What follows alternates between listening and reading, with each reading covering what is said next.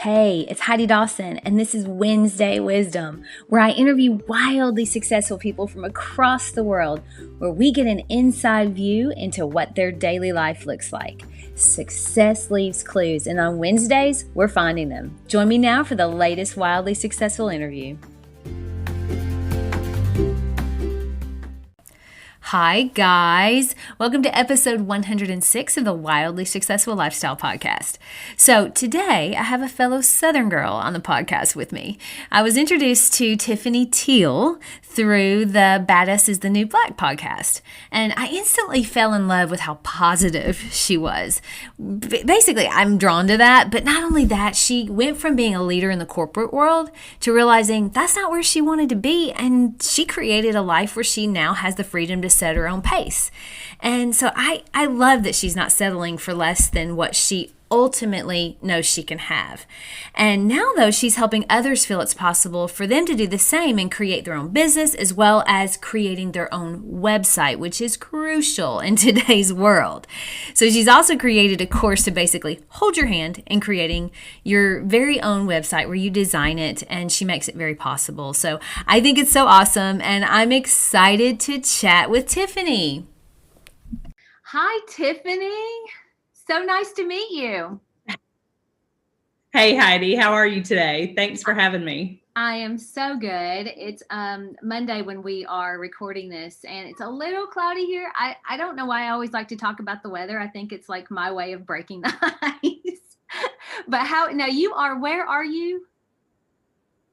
I'm south of Atlanta, about an hour, and it's really blue skies and sunny here. So I'm jealous. Okay. All right. Well, it's cloudy here, but it's okay. Cold, but yeah, it's cold. It's cold here, but there's very few clouds in the sky, and I'm looking at blue skies in front of me. Okay, good. Well, I'm happy that you are. So I was introduced to you, as I said before, through Chrissy Chen's podcast, which I loved your episode. And, it's her podcast is so good, and your information was really, really helpful. So for our listeners today, can you give a quick sort of rundown of what you do and what makes you so awesome? You're sweet. Thanks. Well, I want to start first real quick and just reiterate that I've heard you on Chrissy's podcast as well. And so that's how I first came across your podcast. I quickly fell in love with your Southern accent and I had to find your podcast online. And that's when I quickly became not only a listener, but a fan. So when you called, I was really excited. Well, I think after listening to several... Yeah. After listening to several of your episodes, I quickly came to realize that we had very similar backgrounds. Mm-hmm. So I thought it might be fun for your listeners to know what I think is similar between us, which really starts with our background of family environment. I'm actually the oldest of 6 kids. I think you're one of a few yourself. Yes, I'm one of 5. I was also related. Yes, I'm second to the oldest. Okay. Yes. Wow. There you go. I'm the oldest. There's 5 girls and 1 brother. He's the baby. Oh my gosh. Yep. 4 girls. But we were raised in a very, how about that? Crazy. We were, our environment was also a very religious home in a very strict church environment. Wow. And while I'm not ashamed of my church background or, the background that my parents raised us with, like you're not, right. I think we both have acknowledged that it's made us who we are. It was, however, an environment that made me question whether my dreams were too big. You know what I mean? Absolutely. Yeah. And I think that from listening to some of your background, you can relate to that. So yes. I thought I'd point that out. Yes. Okay. That is so interesting to me. In fact, I have a book that is being completely edited right now. It's being finished anyway. I've already written it, and it talks a little bit about that, about where did those dreams come from? Like when you grow up in the country and I didn't know anybody that was really, had bigger dreams than I did. I mean, it was crazy. I didn't see that. So I don't know where they came from, but I always felt it deep inside of me that there was something awesome that was going to happen. And it just, I think when you're raised with that, and maybe everybody feels that way. I don't know. Do you think everybody feels that way? No, I don't. Yeah. I don't know. I don't think they feel that way. I mean, maybe they do. And, maybe they just don't know how to let it out because of personality differences. But no, I think some people are just satisfied with what they're given in everyday life. They don't really think about more. Well, you know what? I can tell you this, that the people that are listening to this podcast, they think something awesome is going to happen from their life. So that I know. And I love that aspect of it, because that's really people that are not looking at the bigger picture, or dreaming big, or probably not listening to podcasts, and certainly not the Wildly Successful Lifestyle podcast. So let's talk a little bit about that. I love to talk about like creating your own version of wildly successful lifestyle. And you used to be in the corporate world, which I love because I also was in the corporate world. And then you went into real estate. Am I right on that? You are right. Yes. So I did the same thing. And the one thing I didn't love about real estate, because I thought I was going to be in real estate forever. I loved it so much, but the hours were crazy. Like you could not set your own time. So that was kind of an issue for both of me. Like 9 to 5 work didn't work for me. Working on the weekends didn't work for me, so, but you kind of created your own life too, where you were sort of, you created this life where you set your own hours. How did you make that jump? I was in the 9 to 5 grind for 10 years or longer. But I'd watched during that time my husband build his business from scratch. Okay. And when my corporate opportunity no longer brought me joy, I started to want what he had. So, yeah, I mean, I remember laying on the beach in the Bahamas one day, reading a book and just thinking, light bulb, there's opportunity for me to have more, do more, impact others' lives, as opposed to just being the tech geek that I was in my job that day, So if anybody knows me, they would tell you that I'm a social butterfly, and people in the industry of real estate, yes, like, I don't know, you're attracted to that. I think from the outside looking in on real estate, if you're social, you're like, ooh, fun. This would be a great fit for me. Yeah. And I think it was, and I enjoyed it for the time that I was there. I certainly pictured myself loving that opportunity for a long time.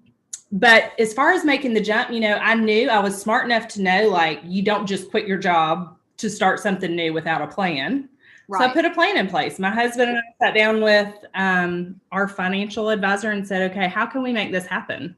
What things do we need to do first before I leave my job and start a totally different career? Right. And about 6-7 months later, I was like, okay, checklist is done. Can I leave? Can I quit? So tell us, what exactly do you do? Tell everybody what you do. Okay. So I am a web designer, the creator of Wix tutorials and courses. But my heart is in the business of encouraging women entrepreneurs to inspire action, growth, success, and the opportunity to live your best life every single day. I love it. I love it. I what's so interesting to me is the combination of being technical. I had a mentor, and she's a good friend who is also very, I guess you'd call it left-brained, but she was also very, good with people, so I think that combination is so powerful, and you have that because you are obviously good with technology, but you're also a people person, which is why you were successful in real estate. Same with me. Like I loved real estate, and I think when you love people in general, that works. So, but being able to impact more than just the one-on-one, And that's where I think we have a lot in common, is where I like to impact lives, right? And you want to do the same thing. So how much do you think, like mindset wise, like was it a huge mindset shift that made you where you knew you could take that jump? Because I know a lot of people, they're like, oh, I want to do this, but they're scared. How much of that was mindset for you? It was 100% mindset. Yeah. Wow, one thing about me is,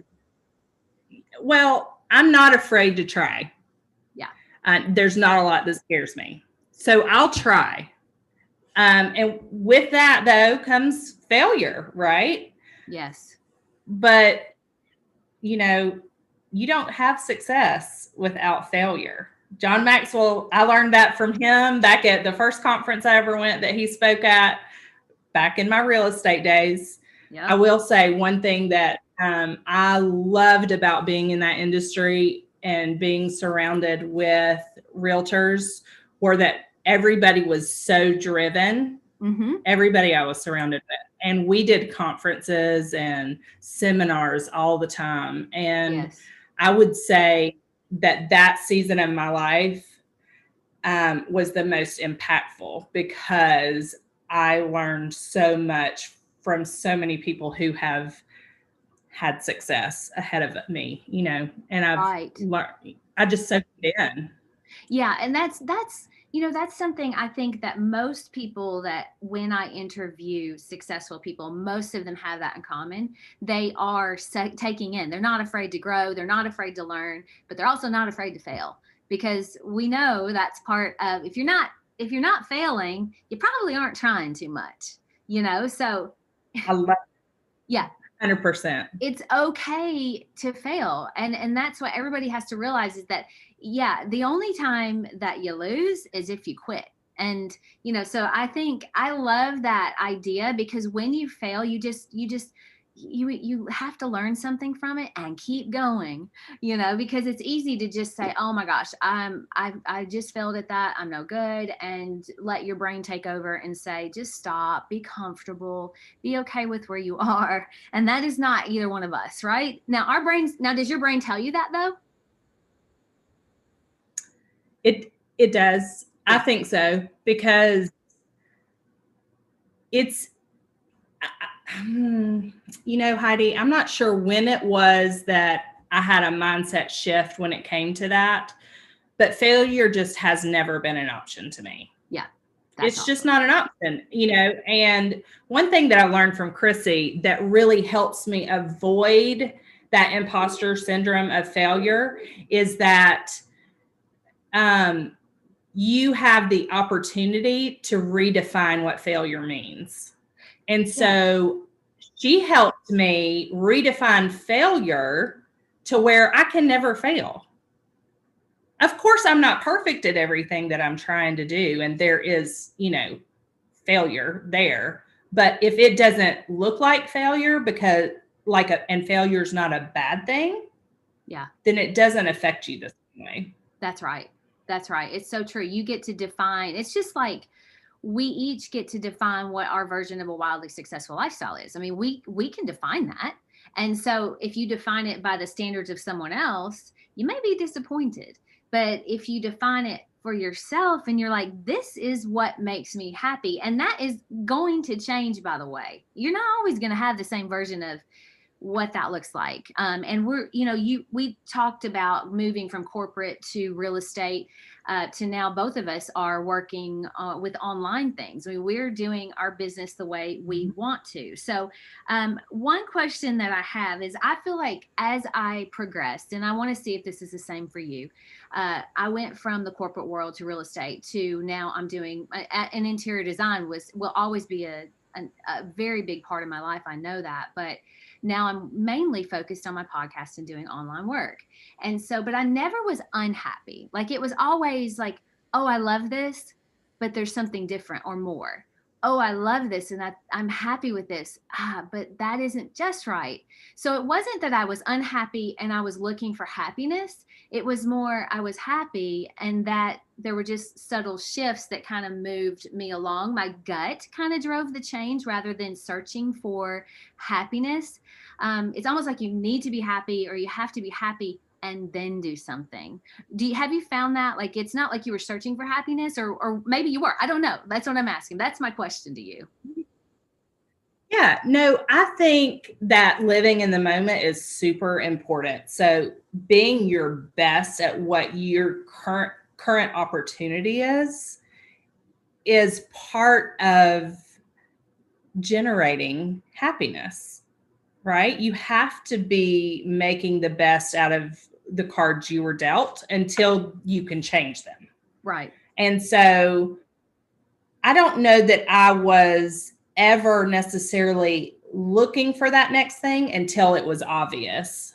Right. And so I was just doing my best with what I had, right? And what I was doing because I was there and I was enjoying it. I love that. I would say that is the kind of how my gut controls or contributes my next move. But it's just really like, okay, I didn't fail at real estate. I will say the 2008 housing crisis kind of contributed to my shift from real estate. But in that, I was able to recognize what I was actually loving about it the most and where I was thriving. How was I spending my time? You know, reflecting on what I did. And so moving forward, what have I learned that I love about that? And how can I spend more time doing that? And what did you love about it? Tell us what you loved. I loved the marketing. Yeah. And the tech. I mean, I'm kind of a tech geek. I have been since the 90s. I mean, since tech really became a thing. And so, you know, I'm always kind of connected to technology in some form or fashion. Like you mentioned, I am a people person as well. So finding a way to, you know, combine both technology and relationships was really important to me, and really how I think I've evolved into what I'm doing now, because now I'm really selective with the type of people that I work with because I want to spend my time around a certain type of person. I love it. You know, it's kind of like a talent stack, right? So as you grow, you recognize, okay, I'm really good at that. And I'm really good at that. And I don't enjoy that. So I won't so once you figure out the things that you love and that you're good at, it's a powerful tool, and being able to be adaptable and evolve is so important. And I think people, you know, if you're listening and maybe you're not loving what you're doing, but you are good at it, you know, take aspects of that and realize figure out, ask the universe, ask your brain, put the question out there of how can I do this? What can I do that I love will allow me to live the lifestyle that I have? And it'll come, you know, it just will. So, all right. Yep. So then let's talk about your online business. I mean, your website is beautiful. I also usually pop-ups, those little things that pop up bother me. And yours don't. Like, they don't annoy me at all. Okay, so that tells me that it's well designed. Honestly? Yes, okay. Honestly, I am I'm one of those people, like, I would just say nothing. I would just be like, your website's beautiful. But no, I'm telling you that your pop-ups don't bother me. So so they're well designed. Right? So that's interesting. How did website development become your thing, and how are you helping others like realize their dream through your dream? Yeah, that's a really good question. I mean, after, you know, a few years where in my so all the way back to my corporate job, I mean, I've been developing websites back then it was for our company's intranet sites, which were like my organization sites that were just internal. That's the difference between an internet site and an intranet site. Intranet is for an internal organization. It's not open to the World Wide Web. It's secure and only people within the organization can access it. so I was doing that long ago. I learned to code in school, and it supported what I did there in my corporate job. And so through the years, after stepping into these different roles, I've always helped either my husband with his website for his business, or other friends and families website development and stuff. And I freelanced here and there. And then honestly, after becoming a mom and having some years to be a full-time mom and sit and enjoy that, I was provided the opportunity to really dwell on what would I do in the future, right? And what would life look like? So I would say that it was two requirements that kind of drove me to what I'm doing now. And that was work came second to momming. Okay. And the second requirement was that I couldn't be tied to a location. And so pretty much a past client called requesting a website redesign. Yeah. And I just took the opportunity to go back into freelance web design. I just kind of got back into it. So combined with the other things I was doing in my mother community locally, I think what I'm doing now is kind of inspired, from that. So as far as helping others, find their dreams through websites, it kind of sounds funny, but a strong online presence allows you to build a brand and gain credibility, that's needed to attract more customers. So what I do is really more than creating pretty websites.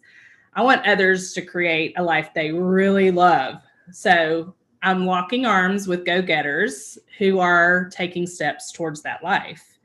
And getting a business or a brand online with the right copy and a design that helps solve a problem will convert clients.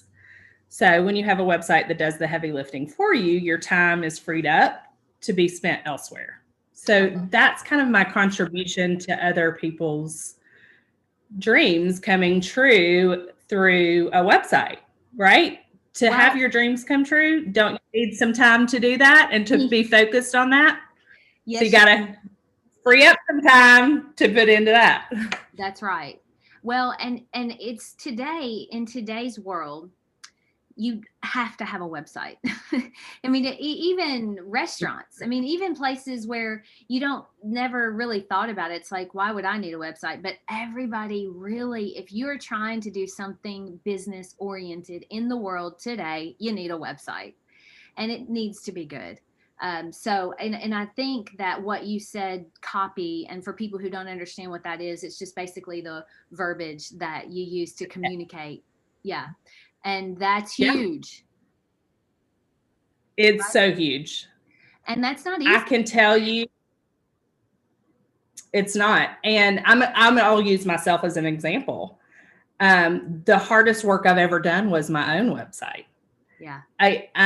When I first put it out there, I threw up everything on my mind and put it on my website because I didn't know where to cut back.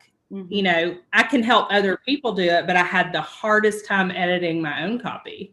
Oh, yeah. And it literally came down to finding a copywriter who I connected with well enough that could really help me clarify my message and cut out all the fluff.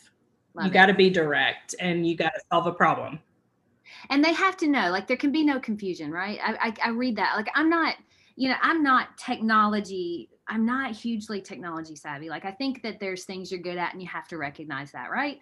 So it seems like every second technology changes. There's always new stuff. So, but having the basic website with the information on there of exactly telling them exactly what to do, because people's brains all work the same for the most part. We all have that same desire to be told what to do. Not really to be told what to do, but just, what do I do? Just tell. I tell that. You're right. I actually use that phrase with every one of my clients. I'm like, you cannot be afraid to tell your readers exactly what to do. Your site visitors need to come and be directed exactly where you want them to go, what you want them to do. It's a journey and you've got to take them on it. And if it's not clear, they're going to leave. Yeah. So how long do we have to get their attention for that? Oh, you have seconds. Like 3, right? Isn't it? Seconds. Yeah. Yeah. I mean, and I know between 3. What was that? Between 3 and 7 seconds. Okay. So let's talk about that for a second. That's short. That is minutia. And I'm telling you, it's true, because when I get to, okay, so let's say I follow a link, which, you got to be very, very convincing for me to follow a link, right? I have to be like, I'm really interested in that. And then once you get there, if it doesn't tell you exactly what to do, you're kind of like, oh, well, I have nowhere. I'll give you an example. This morning, I had a company that I follow that's a lighting design. And they wanted me to go to this link and vote for them for lighting design, to be the best lighting designer. And I'm like, well, I think they are, so I will do that. So I pull up this link, and I mean, it's like, I had no idea where to go. And there were so many other things going on that after like 5 minutes, and that's a long time because I really like this lighting company. I said, oh, I have no idea what I'm doing here. In fact, I'm so over this, and I just stopped. So I didn't get to vote for them because I had no clue where to go or what to do. And I know there are websites that are like that. So I know that your website's good because when I pull it up, you do tell me exactly what to do, and I love that. So how do you, though, with all the, let's talk about technology for a minute, because I know that the copywriting and the verbiage of the website has to be really good, but technology is so important, and it seems like there's new technology every second. How do you stay up to date with that? You're right. Technology is constantly evolving and improving upon itself, so it can be super overwhelming. This can be intimidating for people who don't enjoy technology, for sure, but it can also be overwhelming for people who love tech, because we want to know all the things. Right. But guess what? I don't have time to be great at all things tech. So for me, I just limit my tech footprint. I focus on staying current with just a few things that make the biggest impact on my business. And I think that's the key. Focus on what makes the biggest impact on what you're trying to do and accomplish. And then just focus on those few things. I like that a lot, because I think that is can be applicable to any part of our life, right? Because in a world where information is so easily gathered and so easily put out there, I mean, you have got to get back to basics. And it's easy to be overwhelmed with everything. But if you just get back to basics, like sales sheet, like that's, you sent me a sales sheet, for your course, which I'm so excited to talk about, and those things where people are just like, oh, I know exactly what that is. And it's so simple, but sometimes you get so ornate and you feel like you got to know everything, and you don't. You just need to be in contact with someone maybe that does know it, like you with your website information, and somebody else that does this and somebody else that does that. And the internet is so good right now. So like, I am not a graphic designer. So what I do is I'll go to like Fiverr. Do you ever do Fiverr? Mm-hmm. Yeah. So yes. I farm out the things that I'm not good at. And so I think that is what you're saying, is that, figure out what you're good at, and then don't try to understand every ounce of technology. Let somebody else maybe do that for you if you don't want to do that. So, and I love that. I mean, I think that's good. I mean, a lot of us are DIYers. We want to do it all by ourselves. And we're going to talk about people like that in just a minute, because I have a huge place in my heart for that type of person, probably because I'm a lot like that myself. But you got to know, if you're going to do business, you've got to focus on the tasks that bring you a return on your investment with your time, or otherwise, you're wasting time that could be spent making money. And so you have to know and how to prioritize tasks, and learning all the technology, is just not typically going to make you more money. Right. So you might as well either find someone that you can barter with, Yes. Get creative. Yes. And find someone you can barter with, or go to the websites like Fiverr and find, someone who will do a good job for you for less cost. I mean, even Etsy, you can get graphic design on Etsy for $12, $13. It's crazy, and it puts people like me in a situation where we cringe. We're like, but here's the thing, there's enough business to go around. That's right.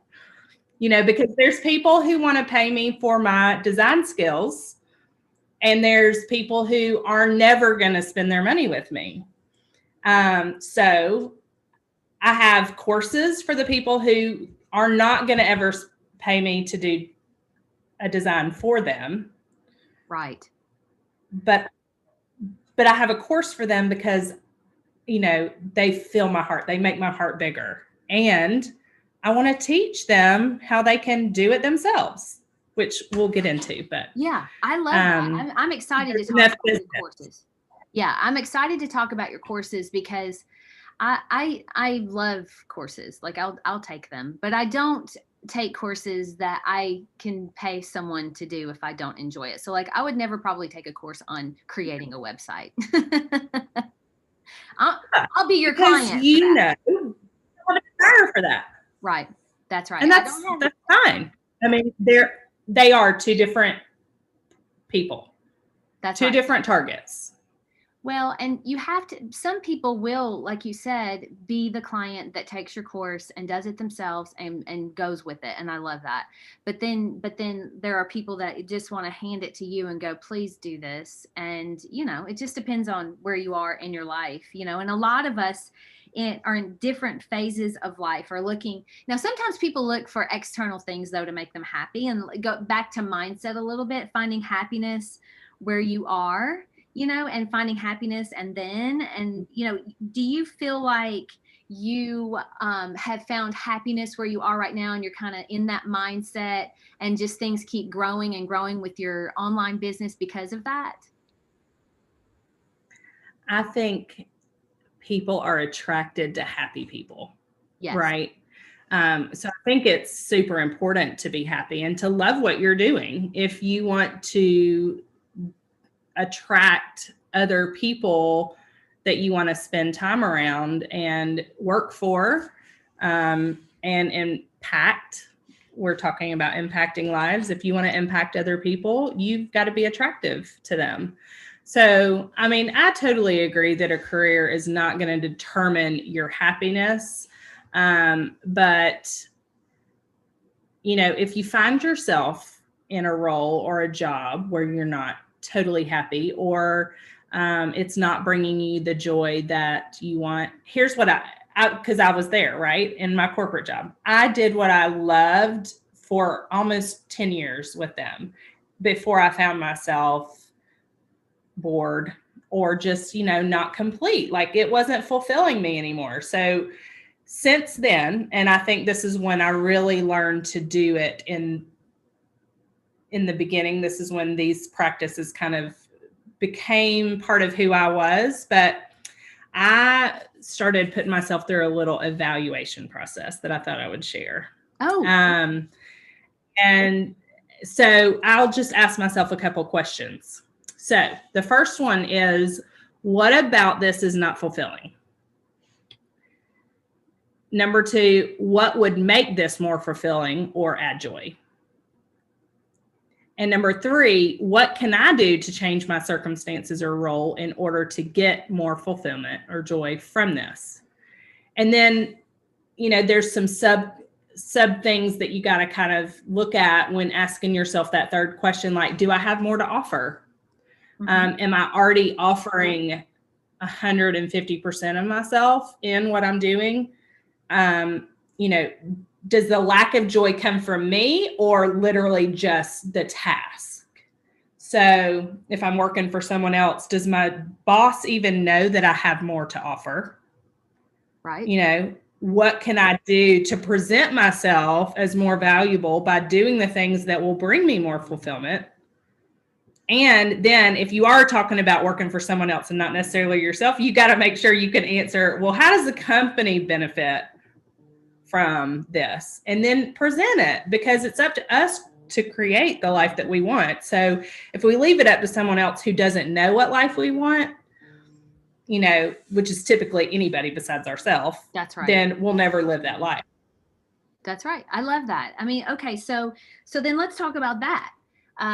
People that are in a position to where they like what they're doing, but they're not completely fulfilled. So then you just self-evaluate. It really takes awareness of yourself. Like, what is it? What is it? What is it that I can do here to make it more fulfilling? And I think that's great, because there are sometimes people are in a situation where they're like, okay, I'm 75% happy here. Well, that doesn't have to be the case. You know, you can make it where you're 95% happy. Let's do that. You know, and it's really about awareness and self-evaluation, which I love that. So what can I do to make this better? Maybe you like the task that you're doing, but you don't love the people that you're working with. Or maybe it's that you've loved the people that you're working with, but now you have something you're not comfortable addressing. You know, maybe you got to step into that fear and address the issue, you know, to get that fulfillment back and to, you know, create a positive energy around you. You know, maybe it's all in your head, you know, but you won't know unless you sit down and address and really dissect what is it about your current environment and situation that you're not loving. And is it worth leaving, or would it be better suited to just fix the issues that are at hand? Yeah, that's a really good point. I mean, I think, and we were talking about happiness, you know, and happiness to me is pretty much the key to living a wildly successful lifestyle. That's one of the main ingredients for everyone. And that's across the board, right? No matter what your version is, happiness has to be part of it, or else, I mean, I kind of don't think it's a successful lifestyle. So having a compelling future is what makes you happy. And Tony Robbins talks about this all the time, is, you know, he can look at someone and he can tell you if they're happy or not by whether or not they have a compelling future. And so sometimes if someone's in a job where they feel like there's no growth, or they're in a position that there is no growth, or they've never, you know, stepped forward and said, I want this next job, that to me, and you know, is not a compelling future. And so sometimes I think people feel as long as they're comfortable, then they'll be happy. And for some people, like we were talking about earlier, that's true. You know, as long as they're comfortable, they're okay. But that is not our listeners, right? So I believe that we're put on this to create, not stagnate. And if we're in a situation where we feel stagnant, I know if for myself, I would be very unhappy. And so that's why what you're doing is so important, because you're helping people realize their dreams. And the world is changing to where the online market is where most things are right now, especially with COVID. Online is the key. And so you tell us a little bit about your course. Talk to us about that a lot, because I'm interested in that very much since I've heard about it and we've talked about it. Okay. Well, I'm really excited to share this, of course. Yes. And I hope that your listeners hear the passion in it, because this is totally my passion project. As I mentioned, I work with women entrepreneurs a lot, and a lot of them are inspired mom bosses who are just getting started. So imagine yourself in that position. You've just spent 2 to 15 years raising kids. It's finally time to do what you're passionate about or follow your dreams. You're using social media to tell everyone, which means spending all your extra time, including the wee hours of the morning, hustling your DMs to book the next client or get that next sale. So you know you need a website to manage all that hustle for you and free up your time. But if you spent the money with a professional designer, you're taking away from your family, which is exactly why you started this gig in the first place. Right. Right? Can you feel the dilemma? Huge. With that comes stress. Yes. Yeah. And I've been there. Not with designing a website, because obviously I can do that for myself. But there are so many other areas of doing business that have caused me to feel the exact same way. So a few years ago, when online courses became really super popular, I made the decision that one day I would create a course that would be affordable and help mom bosses and small business owners and entrepreneurs alike all get online and make money. So I'm thrilled to tell you guys that my course is here. Design Like a Wix Expert.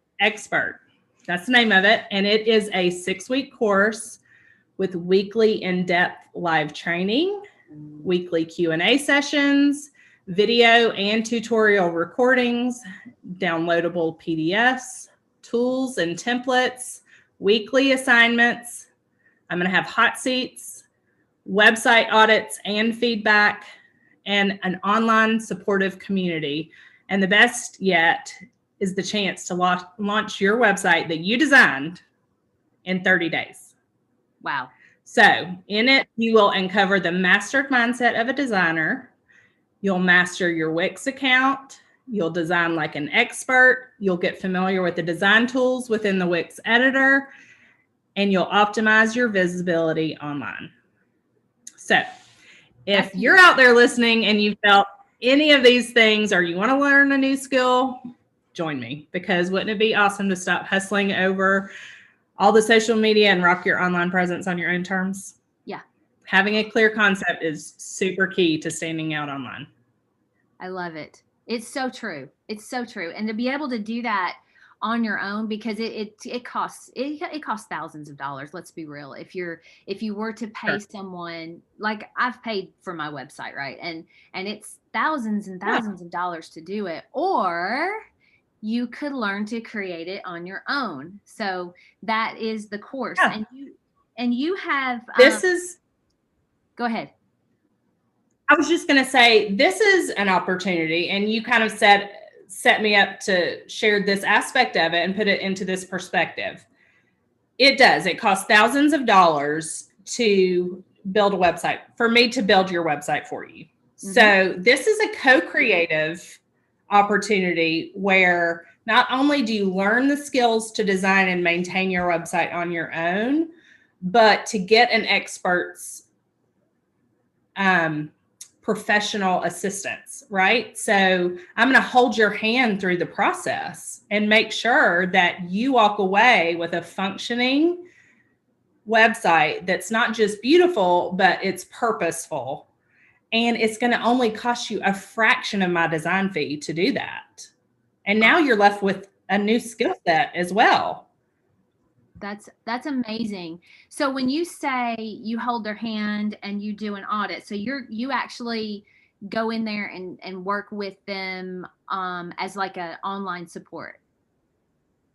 Yeah, so it's going to be online live training every week. So on Tuesdays, we're going to I'm going to teach you how to use the tools and an order that you should be focused on doing things in, so that the whole process is easier.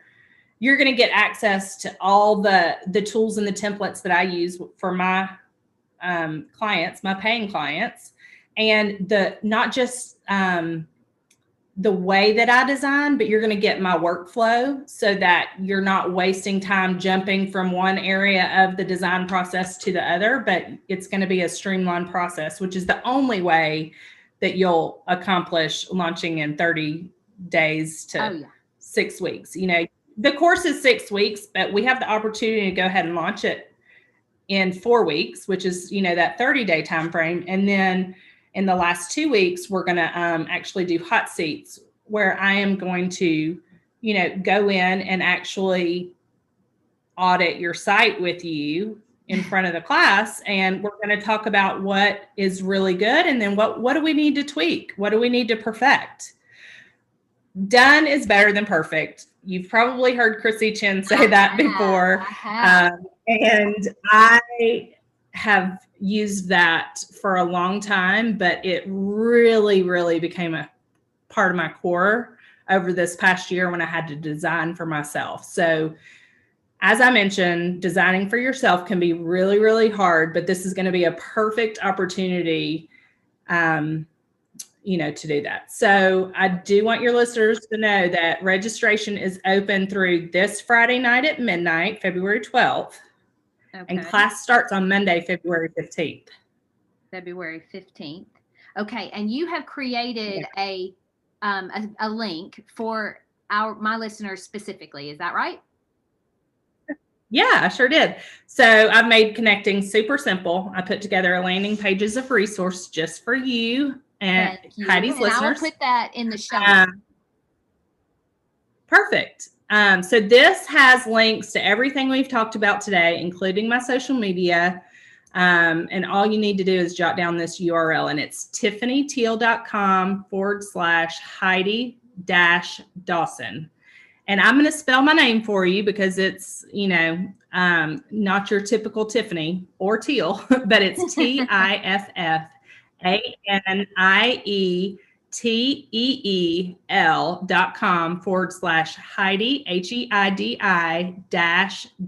DAWSON.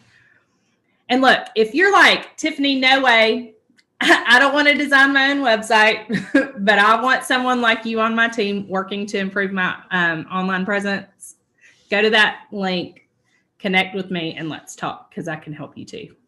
Awesome. I love that. And I will put all of this in the show notes so that if you want to go directly from the link from the show notes, whether you're listening in Apple or Spotify, you can just go directly to the link and get in touch specifically with Tiffany, especially if you're like me and you would want someone one-on-one because, you're technologically challenged. But for those of you who want to do it on your own and it fits into your budget to do that, I encourage you to take a look at the link and figure out if that will work for you, because I think it will. And I also think that that's a huge deal to be able to work with a professional for a fraction of the cost, because you're getting a good deal with that. You're kind of working one-on-one, really. I mean, if you think about it. So that's awesome, Tiffany. Thank you so much for doing it. It's totally a hand-holding experience. Yes. You're welcome. Okay. Well, this has been so much fun. I'm excited about your course. I cannot wait to see how it turns out. I know it's going to be fabulous, and people are going to be creating their own website. And also just thank you for the conversation, because I do feel like we have a similar upbringing and similar sort of, projection for the way we're moving forward. So I love that. Thanks for having me, Heidi. I've enjoyed talking to you one-on-one. It's been such a pleasure, and it's been very nice to see your face and just connect. Don't forget to subscribe and share with your friends, because we're just going to keep going bigger and better places together, and I love that about us. Talk to you in a few days.